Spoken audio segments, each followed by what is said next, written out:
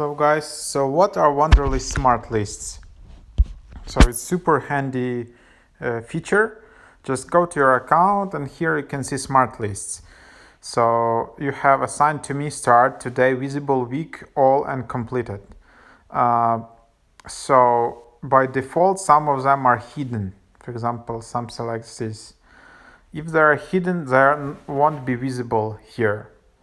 But you can re-enable them, just make auto. It means if there are some items, they will be shown or visible.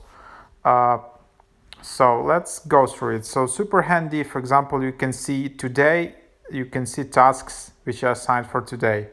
All, you can see all. Completed, you can see completed.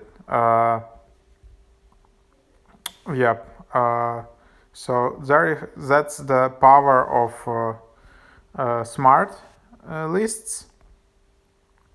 You can also change settings here, but basically it can significantly improve your like productivity. For me, it's also just like start. You can just if you have a lot of these to-do lists, it's super easy to get more organized with these smart lists. So there you have it.